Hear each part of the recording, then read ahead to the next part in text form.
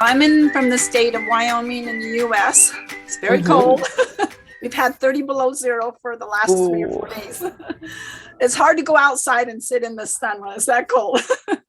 Mm-hmm. But anyway, my success, I've gone totally without my glasses since I signed up. I just left them.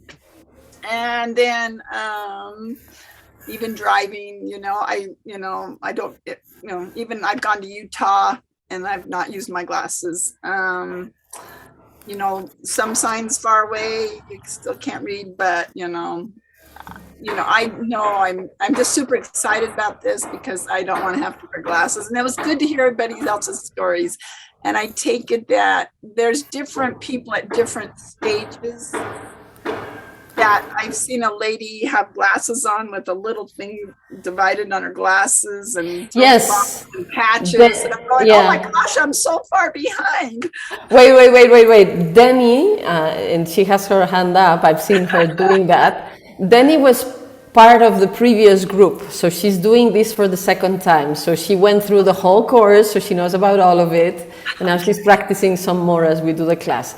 But it's good because then it's inspiring you to discover more toys and tools that you will have to play games to improve your eyesight. I panicked a little because I thought we were all the same group, and I thought, oh my goodness, I am really behind. Relaxation. Number one key is relaxation. Yeah, you can be curious, fascinated, but step by step. It's cool to watch them all do their thing. And then I do notice the differences when I'm doing the sunning. I'm doing the palming, the sunning.